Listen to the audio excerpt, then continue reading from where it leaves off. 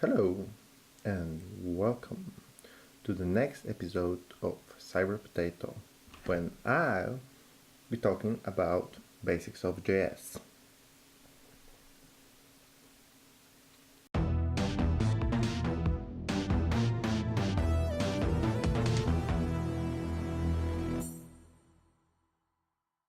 Okay, so we got stuff regarding the content, the HTML pretty much out of the way. The same goes for styling, at least for now, I think. So now we will dive deep into JavaScript language. So the JavaScript was created in 90s, I believe, and actually grew in the recent years from this silly little language that you can use on your site to build stuff like, I don't know, clocks or something like that, to really decent tool that you can use to build server-side or even mobile applications, but we will start using it in its basic form for our web development. So what I would like you to do is to go to source, click right and choose create new file, main.js. So if you'd like to create JS file, it has to have a JS extension. Okay, so there's a lot to talk about, but let's start from the very basics. I think the first thing is there's this thing called asynchronicity in programming, and you will see it affecting our work from the very beginning. And what I mean by that is, let's just log something to the screen, okay? We can do that by saying console log, and we'll do classic, whoa, nope, that's not right, sorry. Okay, hello potato. Okay, so now we have JS file, and as it was with CSS file, we have to link it to our site.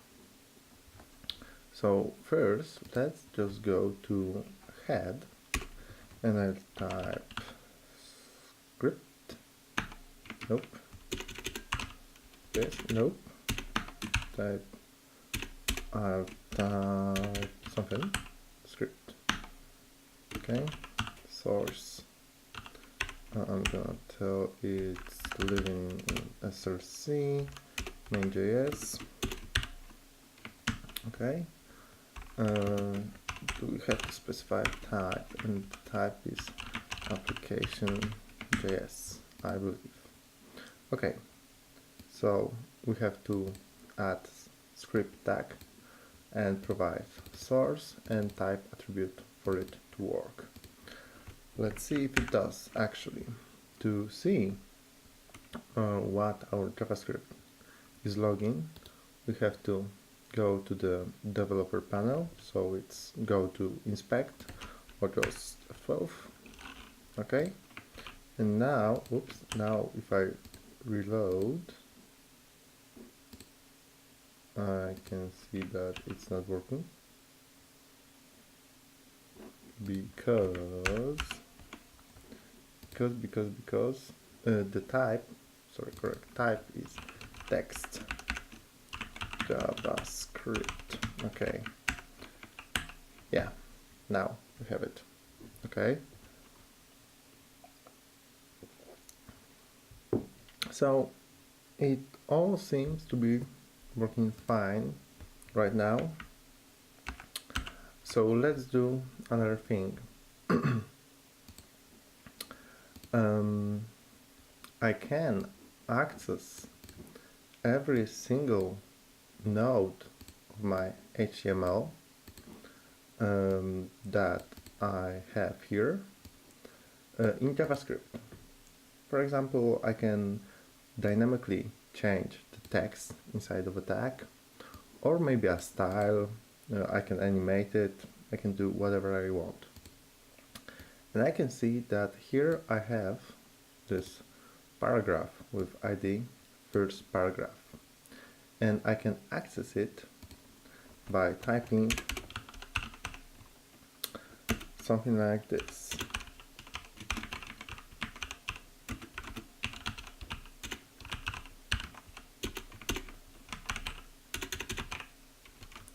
Query selector, and here as it was with CSS, I specified the selector. This is first paragraph. Okay, so let's break it down. This is a variable declaration and assignment in the same line. Okay, because I could do well, I could do something like this. This is the declaration, and this would be actually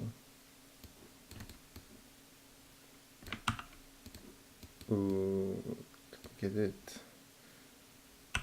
This should be initialization, but I can do it in one line. So the variable is just a little piece where you can store stuff. Let's stick with this for now. Here I am accessing document object, which is globally available from our browser, and I choose function called query selector, and I specify an argument. So few important things that you have to remember. That we have variables, that we have objects and functions that take arguments. Okay, and we'll clear it further down the road, but now I would like to show you the problem with asynchronicity. And now if I console log my first paragraph, okay,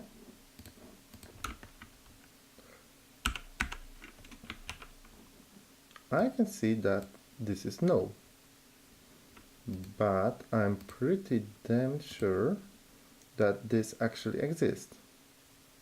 So why is that? Well, how it works actually is that page is being loaded from top to bottom, and when the browser sees the script tag, it starts executing it. So we start executing it here on line 9, while actually specifying the information about first paragraph being available on our page on line 14. So it goes here, then goes here, tries to find that by using query selector, but it's not yet being created. That's why we have this null written out here, which actually tells us that something doesn't exist. It has null value. It has no value, it doesn't exist. Okay? So what we could actually do is one of two things. We could wait for our browser to load all information about our site and then execute our script, and we can do that by saying document add event listener. So I'm telling my browser to react on some kind of event that will happen during our our site lifespan, and this actually is DOM content loaded. Okay, so wait for the DOM to be loaded, and it basically means wait for our HTML information to be available and loaded, and then do something. And I'm gonna say execute function.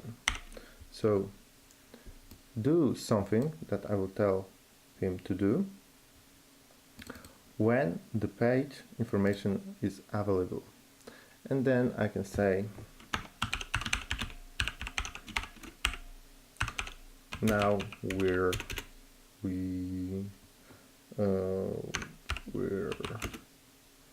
ready. Okay. Oh, it's just we are not bother with escaping strings. And now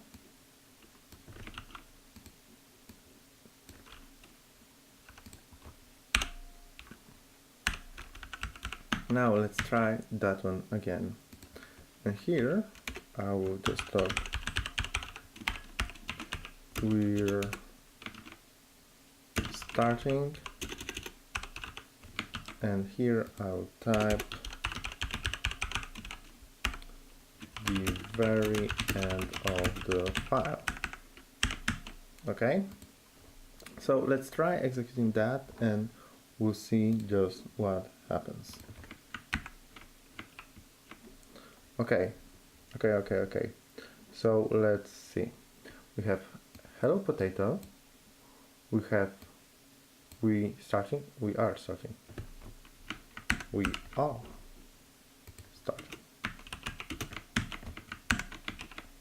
Okay, once again. Hello potato. We are starting. No, the very end of the file. Now we are ready, and then the paragraph that we found. Okay, so it doesn't seem to be in the order that we've written it in our file. And what happens is it executes from the tab, goes here as the listener, but the DOM content isn't loaded yet, so it skips executing the function and delays it until the further notice, executes to the end of the file, and then when everything is ready, we are actually executing our document event listener, and we're finding the proper DOM node that wasn't available for us here. Okay, and this is the first encounter with asynchronicity, meaning something will happen and we don't know when it will happen, but we can use this thing that is actually called callback function, because it will be executed later. So it's like someone will call with the information about some event happening for us. So again, something will happen, but we don't know when. We can just await for it to happen. Okay, and this is one approach, but actually putting script tag in the head, as you can see, can bring some confusion into your code, because, well, you'd like to work with your site with the DOM, but it's not actually being ready. Okay, so how can we change that? Well, it's rather easy. We can take it we can take it, or can we? We can once again, okay, we can take it and add it just before closing the body tag. Okay, and now the script will be executed after loading all the information regarding all of our nodes and all of our HTML into our browser. Okay, so let's try running it now.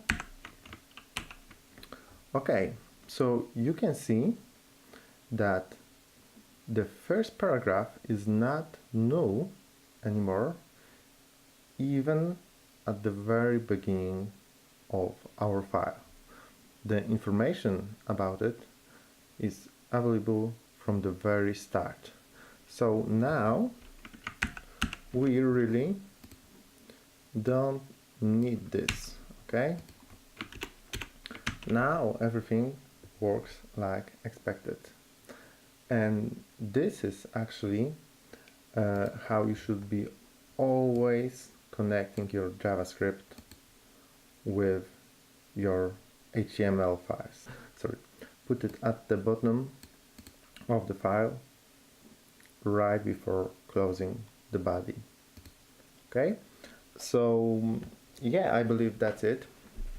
Now we know why we should always link JavaScript at the bottom. We know what asynchronicity is, and we know how to log stuff into our console. In the next episode, I will dive deeper into actually the JavaScript language itself. Yeah. Bye.